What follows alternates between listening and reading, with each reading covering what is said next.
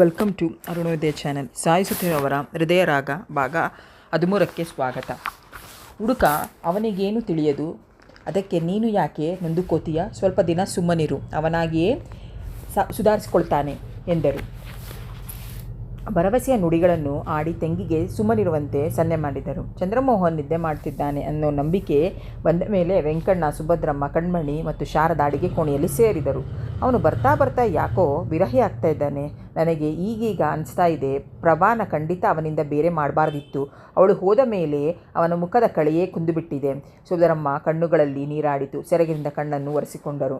ಅವನ ಈ ನಡತೆ ಸಹಜವೇ. ಅವನಿಗೆ ಸರಿಯಾದ ವಯಸ್ಸು, ಒಂಟಿಯಾಗಿರೋಕೆ ಸಾಧ್ಯವಿಲ್ಲ. ಅದೂ ಅಲ್ಲದೆ ಅವನು ಸಂಸಾರದ ರುಚಿ ಉಂಡಿದ್ದಾನೆ. ಈಗ ಹೇಗೆ ಉಪವಾಸ ಇದ್ದಾನೋ, ಹೇಗಾದರೂ ಮಾಡಿ ಅವನು ಡೈವೋರ್ಸ್ ತಗೊಳ್ಳೋ ಹಾಗೆ ಮಾಡಬೇಕು. ಅದು ದೊಡ್ಡವರಾದ ನಮ್ಮಿಂದನೇ ಸಾಧ್ಯವಿಲ್ಲ. ಆ ಕೆಲಸ ಕಣ್ಮಣಿಯಿಂದಲೇ ಆಗಬೇಕು. ಒಂದು ಸಲ ಮಿಖ ಬಲೆಗೆ ಬಿತ್ತು ಅಂದರೆ ಮುಂದಿನದು ಸುಗಮ ಎಂದರು. ಸಾಲಾಗಿ ನಿಂತು 3 ಹೆಣ್ಮಕ್ಕಳು ಮದುವೆ ಅವರನ್ನು ಎಂಥ ಸಾಹಸಕ್ಕಾದರೂ ಪ್ರೇರೇಪಿಸುತ್ತಿತ್ತು. ಅದೂ ಅಲ್ಲದೆ ಕಣ್ಮಣಿಯನ್ನು ಕೊಟ್ಟು ಅವರಿಗೆ ಇಲ್ಲೇ ಸಂಸಾರ ತಳೆ ಊರಬೇಕಂತ ಆಸೆ ಇತ್ತು. ತಂಗಿ ಅದಕ್ಕೇನೋ ಆಕ್ಷೇಪಣೆ ಮಾಡಲಾರ್ಲು. ಮಡದಿಯ ಮೇಲಿನ ಒಲುಮೆಗಾಗಿ ಚಂದ್ರಮೋಹನ್ ಸುಮ್ಮನಾಗುತ್ತಾನೆ. ಆಮೇಲೆ ಇನ್ನಿಬ್ಬರ ಹೆಣ್ಣು ಮಕ್ಕಳನ್ನು ಮನೆಯಿಂದ ದಾಟಿಸುವುದು ಅವನಿಗೇನು ಕಷ್ಟವಾಗುತ್ತಿರಲಿಲ್ಲ. ಶಾರದೆ ನುರಿತ ನಾಗಿಣಿಯಾದ್ದರಿಂದ ತಂಗಿಗೆ ಚಂದ್ರಮೋಹನನ್ನು ಒಲಿಸಿಕೊಳ್ಳುವ ಕೆಲವು ಉಪಯುಕ್ತ ಸಲಹೆಗಳನ್ನು ಕೊಟ್ಟಳು. ಕಣ್ಮಣಿ ಸುಮ್ಮನೆ ಹೂಗುಟ್ಟಿದಳು. ಇಷ್ಟು ದಿನದ ಒಡನಾಟದಲ್ಲಿ ಚಂದ್ರಮೋಹನನ್ನು ಒಲಿಸಿಕೊಳ್ಳುವುದು ಅಷ್ಟು ಸುಲಭವಿಲ್ಲ ಎಂದು ಅವಳಿಗೆ ಗೊತ್ತಾಗಿತ್ತು. ಆದರೆ ಚಂದ್ರಮೋಹನಂತಹ ಚೆಂದುಳ್ಳಿ ಯುವಕನನ್ನು ಬಿಟ್ಟುಕೊಡಲು ಅವಳಿಗೆ ಸಾಧ್ಯವಾಗಲಿಲ್ಲ. ಹೆಚ್ಚು ಕಡಿಮೆ ಶಾರದೆ ಇಲ್ಲೇ ಇರುತ್ತಿದ್ದಳು. ಮನೆಗೆ ಹೋಗುತ್ತಿದ್ದೇ ಅಪರೂಪ. ಕೆಲವು ಸಲ ವಾಮನಮೂರ್ತಿಯೂ ಬಂದು ಮಡದಿಯನ್ನು ಕರೆದೊಯ್ಯುತ್ತಿದ್ದ. ಆಗ ಲೊಟುಗುತ್ತಲೇ ಹೋಗುತ್ತಿದ್ದಳು. ಆಧುನಿಕತೆಯಿಂದ ಸುಚಿತವಾದ ಮನೆಯನ್ನು ಬಿಟ್ಟು ಮನೆಯಿಂದ ಹೇಳಿಸಿಕೊಳ್ಳುವ ಬಾಡಿಗೆ ಗೂಡಿಗೆ ಹೋಗುವುದೆಂದರೆ ಅವಳಿಗೆ ಬರಲಿ ತೊಲೆನೋವು. ಚಿಕ್ಕಂದಿನ ಅವಳ ಹೃದಯದಲ್ಲಿ ನಿಂತ ಚಂದ್ರಮೋಹನ್ ಬಿಂಬ ಅಳಿಸಿ ಹೋಗಿರಲಿಲ್ಲ. ತಾಳಿ ಕಟ್ಟಿಸಿಕೊಂಡ ತಪ್ಪಿಗೆ ವಾಮನಮೂರ್ತಿಯಾಗಿ ಮೈ ಎತ್ತೆತ್ತ ಸಮಯದಲ್ಲೂ ಕೂಡ ಚಂದ್ರಮೋಹನೊಡನೆ ಸುಖ ಸವಿಯುವಂತೆ ಕಲ್ಪನೆ ವಿಹರಿಸುತ್ತಿದ್ದಳು. ಮಗನ ಸ್ವಭಾವ ಬಲ್ಲ ಸುಭದ್ರಮ್ಮನಿಗೆ ಅಣ್ಣನ ಮಾತಿನಿಂದ ಧೈರ್ಯ ಬರಲಿಲ್ಲ. ಅಣ್ಣ, ನನಗೇನೋ ಇದು ಸುಲಭದ ಕೆಲಸವಲ್ಲ ಅಂತ ಕಾಣುತ್ತೆ. ಯಾರು ಏನಾದರೂ ಅಂದುಕೊಳ್ಳಲಿ, ನಮಗೆ ಬಹಿಷ್ಕಾರ ಹಾಕಲಿ, ಅವನು ಪ್ರಭಾಳ ಜೊತೆ ಸಂಸಾರ ಮಾಡಿಕೊಂಡು ನಗುನಗ್ತಾ ಇರಲಿ ಎಂದೇ ಬಿಟ್ಟರು ಸುಭದ್ರಮ್ಮ. ತಂಗಿಯ ಮಾತಿನಿಂದ ವೆಂಕಣ್ಣನ ಹೃದಯ ದಸಕ್ಕೆಂದಿತು. ತಾವು ಮಾಡಿದ ಯೋಜನೆಯೆಲ್ಲ ವಿಫಲವಾಗುತ್ತಿದೆಯಲ್ಲ ಅಂತ ಯೋಚಿಸಿ ಅವರು ಹೊಗಳಿಕೆಗೆ ಬೇಗ ಬೆರಗಾಗುವ ತಂಗಿಯನ್ನು ಹೊಗಳಿ ಮುಂದೆ ತಮ್ಮ ಮನೆತನಕ್ಕೆ ಆಗುವ ಅವಮಾನವನ್ನು ಒತ್ತಿ ಹೇಳಿ ಚಂದ್ರಮೋಹನನ್ನು ಒಲಿಸಿಕೊಂಡು ಕಣ್ಮಣಿಯನ್ನು ಮದುವೆ ಮಾಡುವುದರಿಂದ ಆಗುವ ಅನುಕೂಲದ ಬಗ್ಗೆ ಪಟ್ಟಿಯನ್ನು ಅವರ ಮುಂದಿಟ್ಟರು. ಮೊದಲೇ ಹಿತ್ತಾಳೆಯ ಕಿವಿಯಾದ ಸುಭದ್ರಮ್ಮ ಅಣ್ಣನ ಸಲಹೆಗೆ ಸುಲಭವಾಗಿ ಒಪ್ಪಿಬಿಟ್ಟರು. ದಿನಗಳು ತುಂಬುತ್ತಿದ್ದ ಆಗಲೂ ಲಕ್ಷ್ಮೀಪತಿಗಳು ಸಹಾಯಕ್ಕಿರಲೆಂದು ಮಂಜುಳೆಯನ್ನು ತಮ್ಮ ಮನೆಯಲ್ಲೇ ಇರಿಸಿಕೊಂಡರು. ಮಂಜುಳಾ ಮುಂದೆ ಓದುವ ಸುದ್ದಿಯಾಗಲಿ ಮದುವೆಯಾಗುವ ಸುದ್ದಿಯಾಗಲಿ ಎತ್ತಿದರೆ ಸುಮ್ಮನೆ ಹೂಗುಡುತ್ತಿದ್ದಳು. ಪ್ರಭಾ ಎಷ್ಟೇ ಕೇಳಿದವರು ಅವಳು ಯಾವ ಸುದ್ದಿಯನ್ನೂ ಹೇಳುತ್ತಿರಲಿಲ್ಲ. ಮೈಸೂರಿನಲ್ಲಿ ಇದ್ದಕ್ಕಿದ್ದ ಹಾಗೆ ಬಂದ ವಿಷಯ ಪ್ರಭಾಳಿಗೆ ಸಹ ತಿಳಿಯಲಿಲ್ಲ. ಲಕ್ಷ್ಮೀಪತಿಗಳು ತೀರ ವೃದ್ಧಾಪ್ಯಸ ಮುಟ್ಟಿದವರಂತೆ ದಿನದಿನವೂ ಕ್ಷೀಣಿಸುತ್ತಿದ್ದರು. ಅವರಿಗಂತೂ ಪ್ರಭಾಳದೇ ಯೋಚನೆ ಆಗಿತ್ತು. ಪ್ರಭಾ ಸಣ್ಣ ವಯಸ್ಸಿನ ಹುಡುಗಿ, ಅದರಲ್ಲೂ 10 ಜನರಲ್ಲಿ ಎದ್ದು ಕಾಣುವಂಥ ಹುಡುಗಿ. ಮುಂದೆ ಇವಳ ಗತಿ ಏನು? ಅಯ್ಯೋ ತಂದೆ ಎನಿಸಿಕೊಂಡವನು ಯಾರು ಎಂದಾದರೂ ಗೊತ್ತಿದ್ದರೆ ಕಗಲಿರುಳು ಹಲಬುತ್ತಿದ್ದರು. ಆದರೆ ಯಾವುದೂ ಬಾಯ್ಬಿಟ್ಟು ಆಡುತ್ತಿರಲಿಲ್ಲ. ಮಲಗಿದ ಪ್ರಭಾ ಎದ್ದು ಕುಳಿತಳು. ಅವಳಿಗೆ ಸದಾ ಗಂಡನದೇ ಧ್ಯಾನ. ಆದರೂ ಅವರಿಗೆ ಇಷ್ಟವಿಲ್ಲದೆ ಅವರ ಮನೆ ಬಾಗಿಲಿಗೆ ಹೋಗುವುದು ಅವಳ ನೆನಕೆಗೂ ಬಾರದಂಥ ವಿಷಯ. ಅನುರಾಗದ ಮತ್ತೇರಿದ ಕಣ್ಣುಗಳನ್ನು ಕಂಡ ಅವಳು ಕರುಣೆ ಕಾಣಲು ಸಿದ್ಧಳಿರಲಿಲ್ಲ.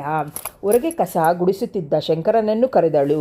ಅವಳ ಧ್ವನಿಗೆ ಅಡಿಗೆ ಕೋಣೆಯಲ್ಲಿದ್ದ ಮಂಜುಳಾ ಹೊರಗೆ ಬಂದಳು. ಏನೇ ಪ್ರಭಾ ಎಂದಳು.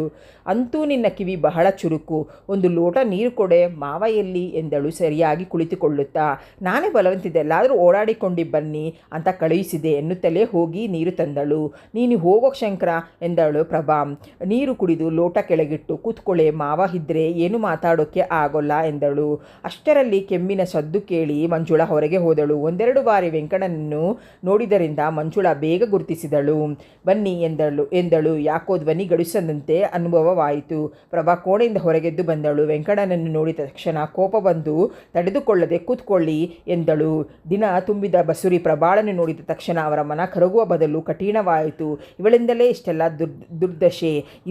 ಇಲ್ಲಿದ್ದರೆ ಶಾರದೆ ಚಂದ್ರಮೋಹನ ಹೆಂಡತಿಯಾಗಿದ್ದರೆ ತಾವುಗಳೆಲ್ಲ ಆರಾಮಾಗಿರ್ತಿತ್ತು ಎಂದುಕೊಂಡರು. ಹುಷಾರಾಗಿದ್ದೀಯ ಮಗು ಎಂದು ಕಪಟ ನಾಟಕ ಹಾಡಿ ಅವರ ಮುಖ ಇದು ಕಪಟವೆಂದು ಸಾರುತ್ತಿತ್ತು. ಹೂ ಎಂದು ಸುಮ್ಮನಾದಳು. ನಾನು ಹೆಣ್ಣು ಎತ್ತೋನು. ಬೇರೆ ಹೆಣ್ಣು ಮಕ್ಕಳನ್ನು ಅಯ್ಯೋ ಅನ್ನಿಸೋದು ನನಗೆ ಇಷ್ಟವಿಲ್ಲ. ಕಣ್ಮಣಿನ ಮದುವೆ ಆಗೋಕ್ಕೆ ಚಂದ್ರಮೋಹನ್ ಒಪ್ಪಿಕೊಂಡಿದ್ದಾನೆ. ವಿಧಿ ಇಲ್ಲದೆ ಈ ಸಂಬಂಧ ಒಪ್ಪಿಕೊಳ್ಳಬೇಕಾಯಿತು. ಏನು ಮಾಡೋಕ್ಕೆ ಆಗುತ್ತೆ? ಸರಿಯಾದ ವಯಸ್ಸಿನಲ್ಲಿ ಅವನು ಒಂಟಿಯಾಗಿರಬೇಕಾದ್ರೆ ಕಷ್ಟ. ಅದಕ್ಕೆ ಈ ಏರ್ಪಾಟು. ಅವನು ಪುನಃ ಮದುವೆ ಆಗಬೇಕಾದ್ರೆ ಡೈವೋರ್ಸ್ ತಗೋಬೇಕು. ಅದಕ್ಕೆ ನಿನ್ನ ಒಪ್ಪಿಗೆ ಬೇಕು. ಹಾಗೂ ತಿಂಗಳಿಗಷ್ಟು ಅಂತ ನಿನ್ನ ಜೀವನಾಂಶಕ್ಕೆ ಏನಾದರೂ ಕೊಡಿಸೋ ಏರ್ಪಾಡು ಮಾಡ್ತೀನಿ. ಪ್ರಬಾಳ ಸಹನೆ ಸಡಿಲವಾಯಿತು. ದುಃಖ ಕಣ್ಣೀರಿನ ರೂಪದಲ್ಲಿ ಹರಿದು ಹೋಯಿತು. ದಯವಿಟ್ಟು ನೀವು ಇಲ್ಲಿಂದ ಹೊರಟು ಹೋಗಿ. ನಿಮ್ಮ ಡೈವೋರ್ಸ್ಗೆ ನಾನು ಒಪ್ಪಿದೆ. ಇದು ಅವರ ಸುಖಕ್ಕೋಸ್ಕರ. ಆದರೆ ಹಣದ ಸುದ್ದಿ ಎತ್ತಬೇಡಿ. ಜಗತ್ತು ವಿಶಾಲವಾಗಿದೆ. ಅವರ ಹಣದಲ್ಲಿ ನಾನು ಬದುಕಬೇಕಾಗಿಲ್ಲ ಎಂದವಳೆ ಕೋಣೆಯೊಳಗೆ ಹೋಗಿಬಿಟ್ಟಳು. ಇಷ್ಟು ವಯಸ್ಸಾಗಿ ನಾಚಿಕೆ ಆಗಲ್ವಾ ಇಂಥ ರಾಯಭಾರಕ್ಕೆ ಬರೋದಕ್ಕೆ? ಪ್ರಬಾಳಿಗಿಂತ 4 ಹೆಣ್ಣು ಮಕ್ಕಳು ಇಟ್ಕೊಂಡಿದ್ದೀರಿ ಎಂದಳು ಮಂಜುಳಾ. ವೆಂಕಣ್ಣನವರು ಬಂದ ದಾರಿಗೆ ಸುಂಕವಿಲ್ಲ ಅಂತ ಹೊರಟೇ ಬಿಟ್ಟರು. ಮಂಜುಳಾ ಕೋಣೆಯೊಳಕ್ಕೆ ಬಂದಾಗ ಪ್ರಭಾ ಹಾಸಿಗೆಯ ಮೇಲೆ ಮಲಗಿ ಬಿಕ್ಕಿ ಬಿಕ್ಕಿ ಅಳುತ್ತಿದ್ದಳು. ಪ್ರಭಾ, ಇವೆಲ್ಲ ನಿಮ್ಮತ್ತೆ ಮತ್ತು ಅವರಣ್ಣನ ಕುತಂತ್ರ. ಡಾಕ್ಟರ್ ಖಂಡಿತ ಬೇರೆ ಮದುವೆ ಆಗೋಕ್ಕೆ ಒಪ್ಪದೇ ಇಲ್ಲ ಎಂದು ಹಿಂದೆ ಚಂದ್ರಮೋಹನ್ಗೂ ತನಗೂ ನಡೆದ ಮಾತುಕತೆ ವಿವರಿಸಿದಳು. ಪ್ರಭಾ ಆಳುವಿನಲ್ಲೂ ನೀರಸನಿಗೆ ನಕ್ಕಳು. ಅಂದು ರಾತ್ರಿಯೇ ಯಾವ ತೊಂದರೆ ಇಲ್ಲದೆ ಪ್ರಭಾಗೆ ಸುಖ ಪ್ರಸವವಾಯಿತು. ಮಗು ಗಂಡು. 8 ಪೌಂಡ್ ತೂಕವಿತ್ತು. ಪ್ರಭಾ ಬಲಹೀನತೆಯಿಂದ ಆಯಾಸಗೊಂಡಿದ್ದರೂ ಆರೋಗ್ಯವಾಗಿ ಇದ್ದಳು. ಆಸ್ಪತ್ರೆ ಡ್ಯೂಟಿಗೆ ಸೇರಿದ್ದ ಚಂದ್ರಮೋಹನ್ ದಿನಚರಿಯಲ್ಲಿ ಸ್ವಲ್ಪ ಮಾತ್ರ ಮಾರ್ಪಾಟಾಗಿತ್ತು. ಬೆಳಗ್ಗೆ ಆಸ್ಪತ್ರೆ ಡ್ಯೂಟಿ, ಸಂಜೆ ಲೈಬ್ರರಿ, ರಾತ್ರಿ ಮನೆ. ಅವನ ಆಸ್ಪತ್ರೆಯ ಜೊತೆಗೆ ಡಾಕ್ಟರ್ಗಳು ಬಲವಂತ ಮಾಡಿದರೆ ಕ್ಲಬ್ಗೆ ಮೆಂಬರ್ ಆಗಿ ಮಾಡಿದರು. ಶನಿವಾರ ಭಾನುವಾರಗಳಲ್ಲಿ ಕ್ಲಬ್ಗೆ ಹೋಗುತ್ತಿದ್ದ ನೆಪ ಮಾತ್ರಕ್ಕೆ. ಆದರೆ ಅಲ್ಲಿ ಪ್ರಸ್ತಾಪಿಸಲಾಗುತ್ತಿದ್ದ ವಿಷಯಗಳೆಂದೂ ಅವನ ಮನಸ್ಸಿಗೆ ಹಿಡಿಸುತ್ತಿರಲಿಲ್ಲ. ಅವನ ಅಭಿರುಚಿಯೇ ಬೇರೆ ಆಗಿತ್ತು. ಆಸ್ಪತ್ರೆಯಲ್ಲಿ ಜನರು ಚಂದ್ರಮೋಹನ್ ರೂಪು, ವಿದ್ಯೆ, ಗುಣಕ್ಕೆ ಮಾರು ಹೋದರು. ಆಸ್ಪತ್ರೆಯಲ್ಲಿ ನರ್ಸುಗಳು, ಇತರ ವೈದ್ಯರು, ಅಲ್ಲಿನ ರೋಗಿಗಳು ಚಂದ್ರಮೋಹನೊಡನೆ ಒಂದು ರೀತಿಯ ವಿಶ್ವಾಸ ಬೆಳೆಸಿಕೊಂಡರು. ಅವನು ಬೆಳಿಗ್ಗೆ ಶುಭ್ರವಾದ ಬಿಳಿ ಲಾಂಗ್ ಕೋಟ್ ಧರಿಸಿ ಕರಿ ಹೊಳಪಿನ ಶೂಗಳನ್ನು ಸದ್ದು ಮಾಡುತ್ತಾ ಕಿರುನಗೆಯಿಂದ ಕೂಡಿ ವಾರ್ಡ್ ಪ್ರವೇಶಿಸಿದನೆಂದರೆ ತೀರಿತು. ಎಲ್ಲ ರೋಗಿಗಳು ತಮ್ಮ ರೋಗವನ್ನು ಮರೆತು ಸ್ವಾಗತಿಸಿದರು. ಚಂದ್ರಮೋಹನ್ ಪ್ರತಿಯೊಬ್ಬ ರೋಗಿಯ ಬಳಿಯೂ ನಿಂತು ಅವರನ್ನು ನಗಮುಖದಿಂದ ವಿಚಾರಿಸಿಕೊಂಡು ಸಮಾಧಾನವಾಗುವ ರೀತಿಯಲ್ಲಿ ಮಾತನಾಡಿ ಮುಂದಿನ ಬೆಡ್ಗೆ ಹೋಗುತ್ತಿದ್ದ. ವಯಸ್ಸಾದವರಿಗೆ ಅವನಲ್ಲಿ ಮಗನ ಭಾವನೆ ತುಂಬಿತ್ತು. ಯುವತಿಯರು ಅವನನ್ನು ನೋಡಿಯೇ ತೃಪ್ತಿಗೊಂಡು ಅವನನ್ನು ಏನಾದರೂ ಮಾಡಿ ನೆಪ ಒಡ್ಡಿ ಬೆಡ್ಡಿನ ಬಳಿಯೇ ನಿಲ್ಲುವಂತೆ ಮಾಡಿ ತೃಪ್ತಿಗೊಳ್ಳುತ್ತಿದ್ದರು. ಡಾಕ್ಟರ್ ತಮ್ಮ ಬೆಡ್ಡಿನ ಬಳಿ ಬಹಳ ಹೊತ್ತು ನಿಂತನೆಂದರೆ ಅವರಿಗೆ ಅದು ಒಂದು ಹೆಮ್ಮೆಯ ಸಂಗತಿ. ವಯಸ್ಸಾದವರು ಚಂದ್ರಮೋಹನ್ ಮುಂದೆ ತಮ್ಮ ಮನೆಯ ವಿಷಯಗಳನ್ನೆಲ್ಲ ನಿಧಾನವಾಗಿ ಹೇಳಿ ಅದರಿಂದ ತಮಗುಂಟಾಗುವ ವೇದನೆ ಸವಿಸ್ತಾರವಾಗಿ ಹೇಳುತ್ತಿದ್ದರು. ಅವರೆಲ್ಲ ಬಹಳ ಬೇಸರ ಪಡುವಂತಹ ವಿಷಯಗಳೇ ಜಾಸ್ತಿ. ಆದರೆ ಚಂದ್ರಮೋಹನ್ ತಾಳ್ಮೆಯಿಂದ ಎಲ್ಲ ಕೇಳಿ ತಿಳಿದುಕೊಂಡು ಸಮಾಧಾನ ಮಾಡುತ್ತಿದ್ದರು. ಅನೇಕ ಯುವತಿಯರು ರೋಗಿಗಳಾಗಿ ಬಂದು ಸೇರಿದವರು ಚಂದ್ರಮೋಹನ್ ಆರಾಧ್ಯ ಮೂರ್ತಿಯನ್ನಾಗಿ ಮಾಡಿಕೊಂಡು ಇಲ್ಲದ ಹುಚ್ಚು ಅಂಬಲವನ್ನು ಹೊಂದಿ ರೋಗ ವಾಸಿಯಾದರೂ ಇಲ್ಲೇ ನೆಪ ಒಡ್ಡಿ 1-2 ದಿನ ಉಳಿಯುತ್ತಿದ್ದರು. ಚಂದ್ರಮೋಹನ್ ಎಲ್ಲರನ್ನೂ ಒಂದೇ ರೀತಿಯಾಗಿ ನೋಡುತ್ತಿದ್ದ. ರೂಪವತಿಯಾದ ಯುವತಿಯರನ್ನು ಕಂಡಾಗಲೂ ಅವನಿಗೆ ಯಾವುದೇ ಲೆಕ್ಕಿಸುತ್ತಿರಲಿಲ್ಲ. ರೋಗಿಗಳಿಂದ ಯಾವ ರೀತಿಯ ಬಹುಮಾನಗಳಾಗಲಿ ಪುರಸ್ಕೃತರಾಗಲಿ ಅವನು ತೆಗೆದುಕೊಳ್ಳುತ್ತಿರಲಿಲ್ಲ. ನಮ್ಮ ಕರ್ತವ್ಯ ನಾವು ಮಾಡ್ತಿದ್ದೀವಿ, ಅದಕ್ಕಾಗಿ ಸರ್ಕಾರದವರು ನಮಗೆ ಸಂಬಳ ಕೊಡ್ತಿದ್ದಾರೆ. ನಾವು ಮಾಡಿದ ಶುಶ್ರೂಷೆಗೆ ನೀವು ಹೊಂದಿದರೆ ಅಷ್ಟೇ ಸಾಕು. ಅದಕ್ಕಿಂತ ಮಿಗಿಲಾಗಿ ನಿಮ್ಮಿಂದ ನಾವು ಏನೂ ಅಪೇಕ್ಷಿಸುವುದಿಲ್ಲ ಎಂದು ಹೇಳುತ್ತಿದ್ದ ಸಂದರ್ಭಗಳು ಅಂದು ಚಂದ್ರಮೋಹನ್ ವಾರ್ಡಿನ ಸುತ್ತ ಹಾಕಿ ಆಫೀಸಿಗೆ ಬಂದು ಕುಳಿತ. ಅವನ ವಾರ್ಡಿನಲ್ಲಿ ಇದ್ದ ಲೈಂಗಿಕ ವ್ಯಾಧಿಯಿಂದ ನರಳುತ್ತಿದ್ದ ತರುಣ ಪದೇ ಪದೇ ಮನೆಗೆ ಹೋಗಲು ಕಾಡಿಸುತ್ತಿದ್ದ. ನಮಸ್ತೆ ಡಾಕ್ಟರ್ ಎಂದಾಗ ಚಂದ್ರಮೋಹನ್ ಬಾಗಿಲು ಕಡೆ ನೋಡಿದ. ಅದೇ ಯುವಕ ಪ್ರತ್ಯಕ್ಷನಾದ. ಚಂದ್ರಮೋಹನ್ ಆಗಿ ಬೇಸರವಾದರೂ ತೋರಿಸಿಕೊಳ್ಳದೆ ಮುಗುಳ್ನಕ್ಕ. ಡಾಕ್ಟರ್, ನಾವು ಮನೆಗೆ ಹೋಗಬೇಕಾದ್ರೆ ಇನ್ನೂ ಎಷ್ಟು ದಿನ ಆಗುತ್ತೆ? ಪ್ರತಿದಿನ ಅವನು ಇದೇ ಪ್ರಶ್ನೆ ಕೇಳುತ್ತಲೇ ಇದ್ದ. ಚಂದ್ರಮೋಹನ್ ಸ್ವಲ್ಪವೂ ಬೇಸರಿಸದೆ ಉತ್ತರಿಸುತ್ತಲೇ ಇದ್ದ. ಕಾಯಿಲೆ ಸ್ವಲ್ಪ ಸ್ಥಿಮಿತಕ್ಕೆ ಬಂದ ಕೂಡಲೇ ಕಳಿಸಿಕೊಡ್ತೀನಿ ಎಂದು ಮುಗುಳ್ನಕ್ಕ. ಮನೆಗೆ ಬಂದಾಗ ಸುಭದ್ರಮ್ಮ ಎಲ್ಲೋ ಹೊರಡುವ ಸಿದ್ಧತೆಯಲ್ಲಿದ್ದಂತೆ ಕಾಣಿತು. ಅಮ್ಮ, ಎಲ್ಲಿಗೆ ಹೊರಟಿರುವೆ? ಎಂದ. ಶಾರದೆ ಬರಲೇ ಇಲ್ಲ. ಅವಳಿಗೆ ಹುಷಾರಿಲ್ಲ ಅಂತ ವಾಮನ ಹೇಳಿ ಹೋದ. ಒಂದು ಗಳಿಗೆ ಹೋಗಿ ನೋಡಿಕೊಂಡು ಬರುತ್ತೇನೆ, ನೀನು ಬಂದರೆ ಬೇಗ ಬಂದುಬಿಡು. ಇಲ್ಲಮ್ಮ, ನನಗೆ ತುಂಬ ಆಯಾಸವಾಗಿದೆ. ಇವತ್ತು ಯಾವುದೋ ಆಪರೇಷನ್ ಕೇಸ್ ಇತ್ತು, ಇನ್ನೂ ಜ್ಞಾನವೇ ಬಂದಿರಲಿಲ್ಲ. ಪುನಃ ನಾನು ಹೋಗಬೇಕಾಗುತ್ತದೆ ಆಸ್ಪತ್ರೆಗೆ. ಸರಿ, ಎಲ್ಲ ನೀನು ಮಾಡಿಕೊಂಡಿದ್ದೆ ತಾನೇ ಎಂದವರೇ ಕಣ್ಮಣಿಗೆ ಹೋಗಿ ಬರುತ್ತೇನೆಂದು ತಿಳಿಸಿ ಹೊರಟೇ ಬಿಟ್ಟರು. ಇವನು ಬಟ್ಟೆ ಬದಲಾಯಿಸುವ ವೇಳೆಗೆ ಕಣ್ಮಣಿ ಕೋಣೆಯ ಬಾಗಿಲಿಗೆ ಹಾಜರಾದಳು. ಬಾವ, ಕೈಕಾಲು ತೊಳೆದುಕೊಳ್ತೀರಾ? ತಿಂಡಿ ಕೊಡ್ತೀನಿ ಎಂದಳು. ಆಯಿತು ಎಂದು ಮುಗುಳ್ನಕ್ಕ. ಕಂಟು ಮುಖದ ತಾಯಿಯ ಹೊರಟು ಮಾತಿಗಿಂತ ಕಣ್ಮಣಿಯ ಮೃದು ಮಾತು ಅವನಿಗೆ ಮೆಚ್ಚುಗೆ ಆಯಿತು. ಮುಖ ತೊಳೆದು ಕ್ರಾಫ್ ಬಾಚಿಕೊಂಡು ಬಂದು ಕೂತುಕೊಂಡ. ಕಣ್ಮಣಿ ತಂದು ಕೊಟ್ಟಿದ್ದ ತಿಂಡಿಯನ್ನು ಮಾತಿಲ್ಲದೆ ಮುಗಿಸಿ ಪುಸ್ತಕವನ್ನು ಕೈಗೆತ್ತಿಕೊಂಡ. ತಲೆಯಲ್ಲಿ ಆಳವಾಗಿ ಉದಿಗುವ ಚಿಂತೆಯನ್ನು ಹೋಗಲಾಡಿಸಲು ಪ್ರಯತ್ನಪಟ್ಟ. ಅವನ ಕಣ್ಣುಗಳು ಬಲವಂತವಾಗಿ ಪುಸ್ತಕ ಮೇಲೆ ಹಿಡಿದವು, ಮನಸ್ಸು ಮಾತ್ರ ಅದರಲ್ಲಿ ಇರಲಿಲ್ಲ. ಬಾವ ಎಂದಾಗಲೇ ಅವನಿಗೆ ಎಚ್ಚರವಾದುದು.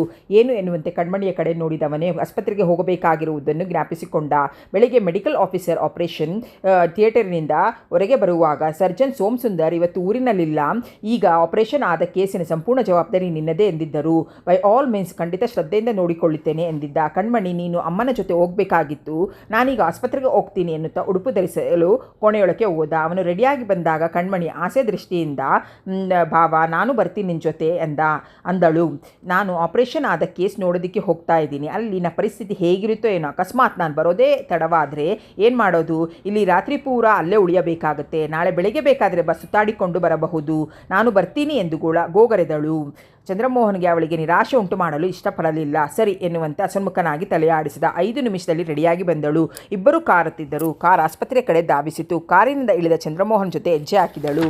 ಎದುರಿಗೆ ಬಂದ ನರ್ಸ್ಗಳು, ಆಯಾಗಳು ಕೈ ಮುಗಿದಾಗ ಕಣ್ಮಣಿಗೆ ಅವನ ಜೊತೆಯಲ್ಲಿ ಹೋಗುವುದೇ ಒಂದು ಹೆಮ್ಮೆ ಎನಿಸಿತು. ಆಪರೇಷನ್ ಕೋಣೆಯಿಂದ ಬಂದ sister Sophia, good evening doctor ಎಂದಳು ನಗುಮುಖದಿಂದ. Yes, how is the patient ಎಂದು ಪ್ರಶ್ನಿಸಿದ. ಅವಳ ಜೊತೆ ಒಳಗೆ ನಡೆದ ಕಣ್ಮಣಿಯೊಬ್ಬಳೇ ಹೊರಗೆ ಉಳಿದಳು. 10 ನಿಮಿಷದಲ್ಲಿ ಚಂದ್ರಮೋಹನ್ ಹೊರಗೆ ಬಂದವನು. ಸದ್ಯ ಅವರು ಹುಷಾರಾಗಿದ್ದಾರೆ, ನಾವೇನು ಇಲ್ಲಿ ಇರಬೇಕಾಗಿಲ್ಲ ಎಂದು ಮನೆಗೆ ಹೋಗಿಬಿಡೋಣ ಎಂದನು ಕಣ್ಮಣಿಯನ್ನು ಉದ್ದೇಶಿಸಿ. ಡಾಕ್ಟರ್ ಬಳಿಗೆ ಬಂದು ಒಬ್ಬ ವೃದ್ಧನು, ಅವರ ಜೊತೆ ಒಬ್ಬ 35ರ ವ್ಯಕ್ತಿ ಇದ್ದರು. ಡಾಕ್ಟರ್, ನನಗೆ ಆಪರೇಷನ್ ಮಾಡಬೇಕಾಗಬಹುದಾ ಎಂದು ದೊಡ್ಡ ಡಾಕ್ಟರ್ ಹೇಳಿದ್ದಾರೆ. ನಾನು ಮೊದಲೇ ಬ್ರಹ್ಮಚಾರಿಯಲ್ಲ, ನನ್ನ ನಂಬಿರುವ ಜೀವ ಇದೆ ಎಂದರೆ ವ್ಯಾಕುಲದಿಂದ 35ರ ವ್ಯಕ್ತಿ. ಆಪರೇಷನ್ ಎಂದರೆ ಭಯವೇ? Don't worry, it is very simple. ನಿಮ್ಮನ್ನೇ ನಂಬಿರುವ ಜೀವಿಗಳು ಕಾಪಾಡುವುದಕ್ಕಾಗಿಯಾದರೂ ನೀವು ಆಪರೇಷನ್ ಮಾಡಿಸಿಕೊಳ್ಳಲೇಬೇಕು. Anyway, let us see the result after the taking X ray. ಅರ್ಥರಾಗಿ ನೋಡುತ್ತಾ ನಿಂತರು ವೃದ್ಧರು. ಚಂದ್ರಮೋಹನ್ ಅವರಿಗೆ ಧೈರ್ಯದ ಆಶ್ವಾಸನೆ ನೀಡುವಂತೆ ಬೆನ್ನನ್ನು ತಟ್ಟಿ ಮುಂದಕ್ಕೆ ನಡೆದ. ಡಾಕ್ಟರ್, ನನ್ನ ಮಗುವನ್ನು ಇವತ್ತೇ ಅಡ್ಮಿಟ್ ಮಾಡಿಬಿಡೋಣ ಅಂತ ಇನ್ನೊಬ್ಬ ವ್ಯಕ್ತಿ ಹತ್ತಿರಕ್ಕೆ ಬಂದ. ಬೈ ಆಲ್ ಮೀನ್ಸ್ ಎಂದವನೇ ಅಸನ್ಮುಖನಾಗಿ ಮುಂದಕ್ಕೆ ನಡೆದ ಚಂದ್ರಮೋಹನ್. ಕಾರ್ ಹೊತ್ತವರೆಗೂ ತುಟು 2 ಮಾಡಲಿಲ್ಲ ಕಣ್ಮಣಿ. ಆ ಕ್ಯಾನ್ಸರ್ ರೋಗಿ ಆಪರೇಷನ್ ಆದರೆ ಬದುಕ್ತಾರಾ ಎಂದರು ಚಂದ್ರಮೋಹನ್ ಆಪರೇಷನ್ ವಿಷಯ ಮಾತನಾಡಲು ಬಂದ ವ್ಯಕ್ತಿಯನ್ನು ಉದ್ದೇಶಿಸಲ್ಪಟ್ಟುಕೊಂಡು. ಅವನಿಗೆ ಕ್ಯಾನ್ಸರ್ ಇದೆ ಮಾತ್ರಕ್ಕೆ ಸಾಯಬೇಕೆಂದಲ್ಲ, ಮನುಷ್ಯನ ಮಾತ್ರದವರಿಗೆ ಕಾಯಿಲೆ ಸಾವು ಎಂದು ತಪ್ಪಿದ್ದಲ್ಲ. ದೈಹಿಕ ಸಂಕಲ್ಪದಿಂದ ನಡೆಯಲೇಬೇಕು. ನಾವು ನಿಮಿತ್ತ ಮಾತ್ರ. ಕರ್ತವ್ಯ ಮಾಡೋದೊಂದೇ ನಮ್ಮದು. ಫಲಾನುಫಲವನ್ನು ದೇವರಿಗೆ ಬಿಟ್ಟು ಬಿಡಬೇಕು.